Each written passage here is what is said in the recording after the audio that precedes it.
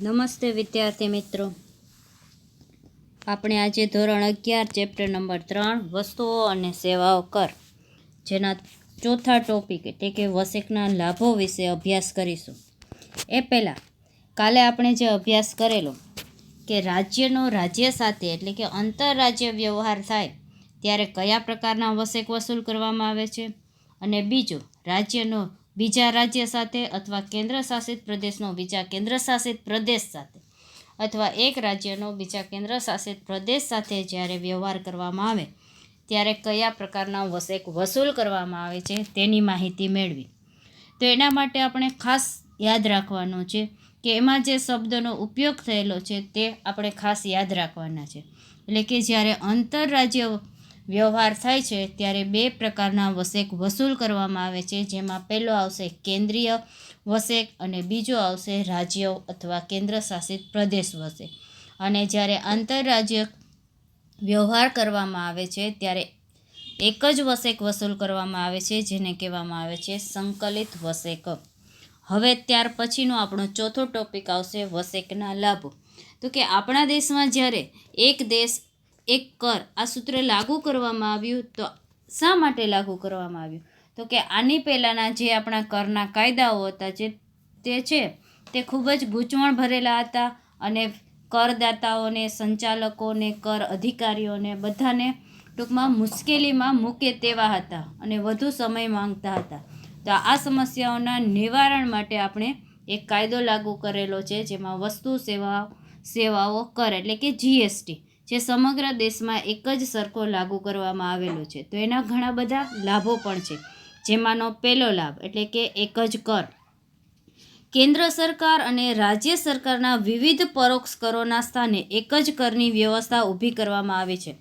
તો કે આની પહેલાં જે કરના કાયદા હતા તેમાં રાજ્ય દ્વારા વેચાણ વેરો, મૂલ્ય વૃદ્ધિ વેરો આવા જુદા જુદા પરોક્ષ કરો ઉઘરાવવામાં આવતા, જ્યારે હવે આખા દેશમાં એક જ પ્રકારનો કર લાગુ કરેલ છે, જેમાં તમે ગુજરાત રાજ્યમાં રહેતા હોય, પંજાબમાં રહેતા હોય કે મહારાષ્ટ્રમાં રહેતા હોય, પણ કરના કાયદા કેવા રહેશે? તો કે બધી જ જગ્યાએ એક જ સરખા લાગુ પડશે. પછી આવે છે સરળ કર વ્યવસ્થા, એટલે કે આખા દેશમાં એક સરખી અને સરળ કર વ્યવસ્થા ઊભી કરવા માટે વસેક લાગુ કરવામાં આવ્યો છે. તો કે સરળ કર વ્યવસ્થા વિવિધ પ્રકારના પરોક્ષ વેરાઓ રદ થવાથી પરોક્ષ કર વ્યવસ્થા સરળ બની છે. એટલે કે જુદા જુદા કર છે તે ઉઘરાવવામાં આવતા તે હવે રદ કરવામાં આવ્યા છે અને તેના સ્થાને એક જ પરોક્ષ વેરા તરીકે કર ઉઘરાવવામાં આવે છે, જેથી આખી કરની જે વ્યવસ્થા છે તે દેશમાં ખૂબ જ સરળ બની છે. ત્યારબાદ ત્રીજું આવશે બેવડા કર દૂર, એટલે કે જે બે વખત કર ચૂકવવા પડતા હતા, એકની એક વસ્તુના ખરીદી માટે પણ કર ચૂકવવામાં આવતો અને વેચાણ માટે પણ કર ચૂકવવામાં આવતા. તો આ જે બેવડા કરના ધોરણ ચાલતા હતા તે હવે રદ થયેલા છે. એની જગ્યાએ બેવડા કરના ધોરણ દૂર કર્યા છે, એટલે કે હવે બે વખત કર ચૂકવવામાં આવતો નથી. વસેકના અમલીકરણ પહેલાં કર ભરવાનો માટે બેવડા કર ભરવાની જવાબદારી ઊભી થતી હતી, તે હવે દૂર થઈ ગઈ છે. ત્યારબાદ ચોથું આવશે ભાવ ઘટાડાનો લાભ, એટલે કે ઉપભોક્તા માટે વસ્તુઓ અને સેવાઓના ભાવમાં ઘટાડો થવા પામે છે. તો કે પહેલાં શું હતું? તો કે એક જ વસ્તુ ઉપર એનું ખરીદી કરી કે એનું વેચાણ કરીએ ત્યારે જુદા જુદા પરોક્ષ કર, એકથી વધારે પ્રકારના પરોક્ષ કર ભરવા પડતા હતા. તેથી વસ્તુઓની કિંમત કેવી રહેતી? તો કે ઊંચી રહેતી. તેથી ઉપભોક્તાઓ એટલે કે ગ્રાહકોને વસ્તુઓની ઊંચી કિંમત ચૂકવવી પડતી. જ્યારે આ કાયદો લાગુ કરવામાં આવ્યો તો તેનાથી ઉપભોક્તાને હવે વસ્તુઓ અથવા સેવાઓની નીચી કિંમત ચૂકવવી પડે છે અને સરળતાથી તે ઉપલબ્ધ પણ બની છે. ત્યારબાદ આવે છે સમાન વેરો. તો કે દેશવ્યાપી સમાન વેરાની વ્યવસ્થા ઊભી થવા પામી છે. તો કે આખા દેશમાં એક જ સરખો કર વસૂલ કરવામાં આવે છે, તેથી દરેક રાજ્યના દરેક વ્યક્તિને એક જ કર વ્યવસ્થા હેઠળ આવરી લેવામાં આવેલા છે. એટલે કે દરેક કેવા બન્યા છે? તો કે સમાન બન્યા છે. જ્યારે પહેલાંની કર વ્યવસ્થા આપણે જોઈએ તો પછાત રાજ્યના જે વ્યક્તિઓ હતા તેને કરનું ધોરણ નીચું રહેતું, જ્યારે અન્ય રાજ્યના વ્યક્તિઓને ઊંચું રહેતું. તો આની જગ્યાએ સમાન કરતી દરેક કરદાતા છે તે સમાન અધિકાર મેળવી શકે છે. પછી કર ચોરીમાં ઘટાડો.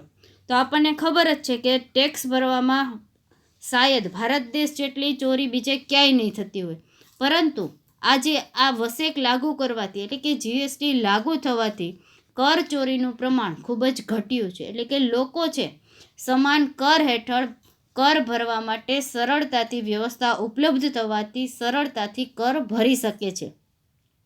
તો કે કર ચોરીના દૂષણમાં ઘટાડો અને કર વ્યવસ્થામાં પારદર્શકતા પ્રસ્થાપિત થાય છે. એટલે કે કર ચોરી ઘટી છે અને તેનું જે મૂલ્યાંકન છે તે કેવું બન્યું છે તો કે એકદમ ચોખ્ખું બન્યું છે. પછી આવશે વસેક પરત જમા. ખરીદી પર ચૂકવવામાં આવેલ વસેક વેચાણ પર ચૂકવવાપાત્ર વસેકમાંથી બાદ મળે છે. તેથી કર ભરનારને ચોખ્ખી રકમ ભરવાની હોય છે. એટલે કે એકની એક વસ્તુઓ પર બે વખત કર ભરવો પડતો નથી. જ્યારે વસ્તુની ખરીદી કરવામાં આવે છે ત્યારે જે કર ભરવામાં આવેલો હોય તે બાદ જ્યારે તે જ વસ્તુનું વેચાણ કરવામાં આવે છે તો તેને તે વેચાણ વખતે ખરીદી વખતે ભરેલ કર બાદ મળે છે, એટલે કે જમા મળે છે. તેથી કર ચૂકવનાર એટલે કે કરદાતાને બે વખત કર ભરવો પડતો નથી. અર્થતંત્રમાં ઉપયોગી. તો અર્થવ્યવસ્થામાં મજબૂતાઈ પ્રાપ્ત થાય છે.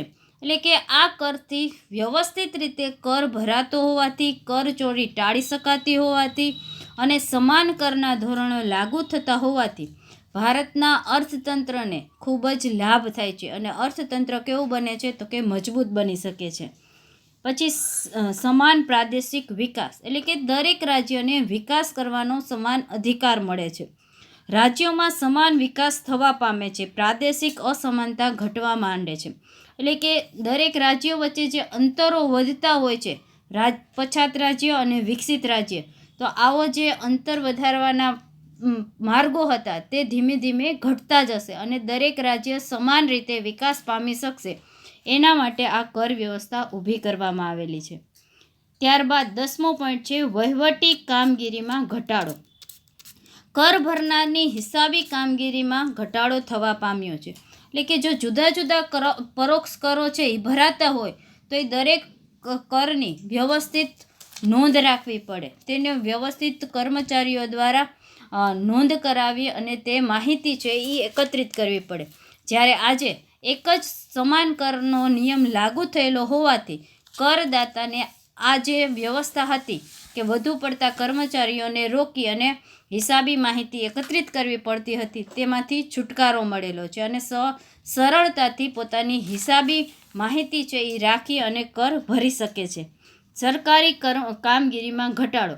જેમ કરદાતાઓની કામગીરીમાં ઘટાડો થયો છે તેવી જ રીતના સરકારી કર્મચારીઓ એટલે કે જે ટેક્સ ઉઘરાવવા માટેના અધિકારીઓ છે, એની નીચે કામ કરતા કર્મચારીઓ છે, તેની કામગીરીમાં પણ ઘટાડો થયેલો છે. કરવેરા ઓફિસની કામગીરીમાં ઘટાડો થવા પામ્યો છે. જુદા જુદા જે કરો વસૂલ થતા એની જુદી જુદી સાચવણી થતી, જુદા જુદા ડેટા તૈયાર કરવામાં આવતા, એની જગ્યાએ અત્યારે સમાન કરનો નિયમ લાગુ પડેલો હોવાથી આ જે માહિતી છે એ એક જ જગ્યાએ સંકલિત કરી શકાય છે, એકત્રિત કરી શકાય છે. તો કરદાતાની કામગીરીમાં પણ ઘટાડો થયેલો છે અને કર વસૂલ કરનાર અધિકારીઓની કામગીરીમાં પણ ઘટાડો થયેલો છે. તો આ રીતે નવા લાગુ થયેલ વસેકના કાયદાથી ઘણા બધા ફેરફારો સંભવિત બન્યા છે. 5મો મુદ્દો આવશે વસ્તુઓ અને સેવા કરના દર. હવે સૌથી મહત્વનો મુદ્દો દર.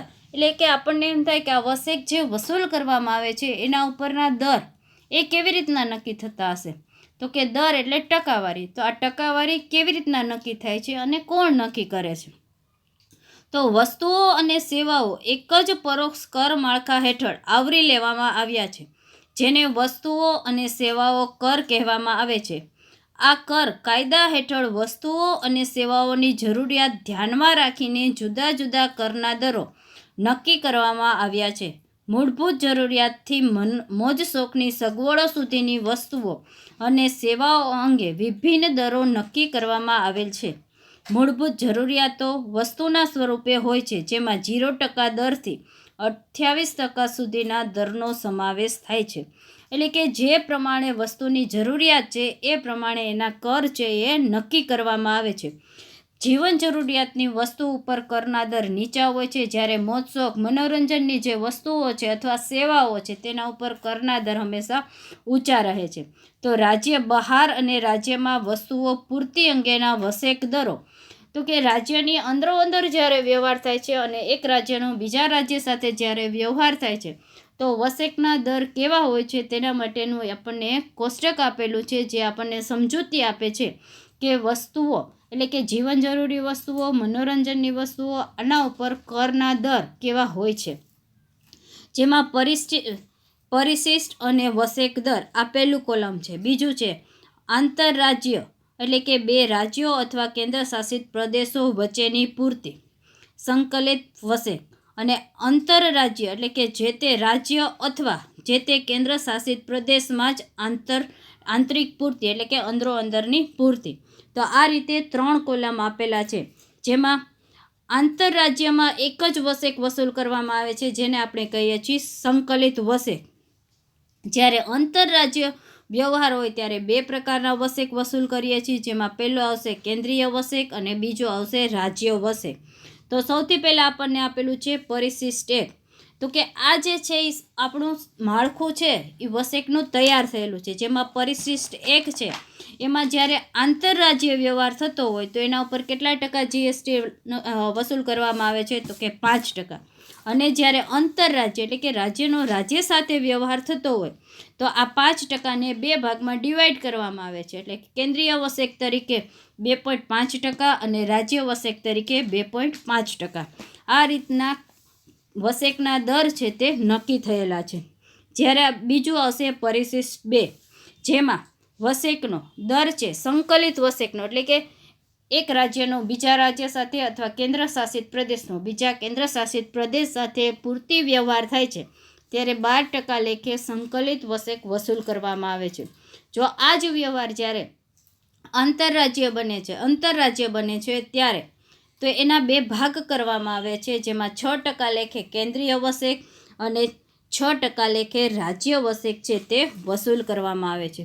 તો આ રીતે પરિશિષ્ટ 1 થી 6 આપેલા છે, જેમાં જુદા જુદા કરના દર આપેલા છે અને એ કરને 2 ભાગમાં ડિવાઈડ કરેલા છે, આંતરરાજ્ય પૂર્તિ વ્યવહાર અને આંતરરાજ્ય પૂર્તિ વ્યવહારમાં. જેમાં પરિશિષ્ટ 6 છે એમાં શું કહે છે, તો કે આંતરરાજ્ય એટલે કે 2 રાજ્યનો વ્યવહાર કે અથવા કેન્દ્ર શાસિત પ્રદેશનો જ્યારે વ્યવહાર થતો હોય ત્યારે પરિશિષ્ટ 6 મુજબ સંકલિત વસેક 0.25% વસૂલ કરવામાં આવે છે. અને આ જ વસેક છે એ પોઈન્ટમાં જ પાછો ક્યારે વસૂલ કરવામાં આવે છે, તો કે આંતરરાજ્ય વ્યવહાર થતો હોય ત્યારે. તો એ પોઈન્ટ આપણે જે પોઈન્ટમાં ડિવાઈડ કરવાનું છે તો પોઈન્ટમાં પણ 2 ભાગ પાડવામાં, તો કે 25%ના 2 ભાગ પાડી અને જ્યારે આંતરરાજ્ય વ્યવહાર થાય છે ત્યારે કેન્દ્રીય વસેક તરીકે 0.125% અને રાજ્ય વસેક તરીકે 0.125%. આ રીતે કર વસૂલ કરવામાં આવે છે. હવે આમાં આપણને એક ખાસ નોંધ આપેલી છે, જેમાં પહેલી આપેલી છે ખાસ વસ્તુઓના સંદર્ભમાં આઈજીએસટીના દર 0.25% અને 3% રાખવામાં આવેલા છે. ખાસ વસ્તુઓ એના માટેના દર છે 0.25% અને 3% રાખવામાં આવેલા છે. પછી બીજામાં કહે છે સેવાઓ માટે પણ મુખ્યત્વે 4 સ્લેબ 5%, 12%, 18% અને 28% ના સંદર્ભમાં લાગુ પડેલ છે. અને ત્રીજું છે જીએસટીના દરોમાં સમયાંતરે ફેરફાર થવાની પરિસ્થિતિ ઊભી થઈ શકે છે, તેથી પુસ્તકના લખાણ સમયે પ્રવર્તમાન દરો ધ્યાનમાં લેવામાં આવેલા છે. એટલે કે આ જ્યારે વસેક લાગુ કરવામાં આવ્યો, ક્યારે લાગુ કરવામાં આવ્યો, તો કે 1 જુલાઈ 2017ના રોજ. ત્યારે આ વસેકનો સ્લેબ છે એટલે કે આ જે ચાર્ટ છે તે તૈયાર કરવામાં આવેલો છે. પરંતુ સમય જતાં વાતાવરણમાં ફેરફાર થતાં અર્થતંત્રમાં ઉતાર ચઢાવ આવતા આ સ્લેબમાં આ ટકાવારીમાં ફેરફાર થઈ શકે છે. હવે આપણે જોઈએ 6 નંબરનો મુદ્દો, વસેક અંગેના પારિભાષિક શબ્દો, જે આપણને ભવિષ્યમાં ખૂબ જ કામ લાગશે. કારણ કે આપણે શું ભણીએ છીએ, કયો ડિપાર્ટમેન્ટ ભણીએ છીએ, તો કે કોમર્સ. જેને કોમર્સ એટલે શું, તો સૌથી પહેલાં આપણે જ્યારે કોમર્સ રાખીએ છીએ ત્યારે જ આપણે અર્થતંત્ર સાથે આર્થિક વ્યવહાર સાથે સંકળાઈ જઈએ છીએ. કોમર્સનો વિદ્યાર્થી હોય અને એને દરેક બાબતમાં જોઈ ગણતરી ન બેસાડે, દરેક બાબતમાં આર્થિક વિચાર ન કરે તો એને આપણે કોમર્સનો વિદ્યાર્થી કહી શકીએ નહીં. એટલે કે આપણને ભવિષ્યમાં જ્યારે આપણે બજારમાં સમાજની સામે વસ્તુઓની હેરફેર કરશી, વસ્તુઓ માટે ખરીદ વેચાણ કરશી, વસ્તુઓને વેચતા શીખશી અથવા ખરીદતા શીખશી, ત્યારે આપણને આ બધું ખૂબ જ ઉપયોગી બનશે. તો આપણે છઠ્ઠો પોઈન્ટ ભણીએ વસેક અંગેના પારિભાષિક શબ્દો, જેમાં પૂર્તિ પહેલો શબ્દ આપણે વાપરીએ છીએ. પૂર્તિ આપણે વસેકને શું કહીએ છીએ તો કે પૂર્તિ વ્યવહાર કહીએ છીએ. પૂર્તિ એટલે શેની પૂર્તિ કરવાની છે તો કે વસ્તુ અથવા સેવાઓ છે એ ખરીદીના સ્વરૂપમાં અથવા વેચાણના સ્વરૂપમાં આપણે લઈએ છીએ. તો આ બંને શબ્દોની જગ્યાએ એક શબ્દ આપણે વાપર્યો છે તો કે એ શબ્દ કયો છે તો કે પૂર્તિ. પછી આવે છે આવક પૂર્તિ કેન્દ્રીય વસેક. ત્યારબાદ બીજો આવશે આવક પૂર્તિ રાજ્ય વસેક. પછી ત્યાર પછીનો આવક પૂર્તિ કેન્દ્ર શાસિત પ્રદેશના વસેક, આવક પૂર્તિ સંકલિત વસેક, જાવક પૂર્તિ કેન્દ્રીય વસેક અને જાવક પૂર્તિ રાજ્ય વસેક. તો આ છે એ શું છે તો કે વસેકના પારિભાષિક શબ્દો છે જે આપણે કાયમી ધોરણે યાદ રાખવાના છે. ત્યારબાદ જાવક પૂર્તિ કેન્દ્ર શાસિત પ્રદેશના વસેક, જાવક પૂર્તિ સંકલિત વસેક, આંતરરાજ્ય પૂર્તિ અને આંતરરાજ્ય પૂર્તિ. તો કે આ આંતરરાજ્ય એટલે આંતરરાજ્ય શબ્દ છે એ ક્યારે વપરાય છે, આંતરરાજ્ય શબ્દ છે એ ક્યારે વપરાય છે. પછી આવક પૂર્તિ વ્યવહાર ક્યારે બને છે, જાવક પૂર્તિ વ્યવહાર ક્યારે બને છે. આ બધું જ વસેકના કાયદાને સમજવા માટે ખૂબ જ ઉપયોગી છે. તો આનાથી આપણે સરળતાથી વસેકના નિયમને, તેના કાયદાને સમજી શકશી અને આપણે આપણા વ્યવહારિક જીવનમાં પણ સરળતાથી તેને એપ્લાય કરી શકશું, તેને જોઈ શકશું. હવે આપણે અહીંયા વસ્તુઓ અને સેવાઓ કર પરિચય એટલે કે તેનો સામાન્ય પરિચય મેળવ્યો ધોરણ 11માં. હવે આ જ વસેકના કાયદાઓ જેમ જેમ તમે આગળ અભ્યાસ કરશો તેમ તમારે તેને વ્યવહારિક દાખલાઓમાં ડિવાઈડ કરવાનો છે. એટલે અહીંયા આપણે ધોરણ 11ના અભ્યાસક્રમમાં માત્ર શું કરવાનું છે તો કે વસેકની જે સામાન્ય માહિતી આપેલી છે, જેમ કે વસેક કોને કહેવાય, વસેકના દર શું હોઈ શકે છે, વસેક છે એ કેવી રીતના લાગુ પડે છે, આવા બધા ટૂંકા પ્રશ્નો છે, એવા ટૂંકા પ્રશ્નો છે એ યાદ રાખવાના છે. એને લગતી થિયરી છે તે આપણે અભ્યાસક્રમમાં સમાવિષ્ટ છે. તો આપણે જે સ્વાધ્યાય જોઈએ તો આપણે સ્વાધ્યાયમાં કેટલું કરવાનું છે તો કે સૌથી પહેલાં એમાં વિકલ્પો આપેલા છે, MCQ. તો આપણે એ MCQ સોલ્વ કરવાના છે. ત્યારબાદ વસેકને લગતા ટૂંકા પ્રશ્નો આપેલા છે જેનો એક વાક્યમાં જવાબ આપવાનો છે. જો આ એક વાક્યના જવાબ છે એ આપણે સામાન્ય રીતે પણ સરળતાથી આપી શકશી તો પણ આપણો વસેકનો સામાન્ય પરિચય છે એ યાદ રાખી શકશી અને સરળતાથી સમજી શકશી. તો આજે વિદ્યાર્થી મિત્રો આપણે શું કરવાનું છે હોમવર્કમાં તો કે વસેકનું જે સ્વાધ્યાય આપેલું છે એટલે કે આપણે ત્રીજા ચેપ્ટરનું જે સ્વાધ્યાય આપેલું છે તેમાં આપેલા MCQ અને તેના એક વાક્યના જે પ્રશ્નો છે તેને ફેરબુકમાં અને HWની બુકમાં એક એક વખત લખવાના રહેશે. તો અહીંયા આપણે આજે નામાનું આ ત્રીજું ચેપ્ટર છે તેને પૂર્ણ કરીએ છીએ. હવે પછીના ચેપ્ટરમાં આપણે નામાનું ચોથું ચેપ્ટર એટલે કે આમનોંધ વિશે અભ્યાસ કરીશું.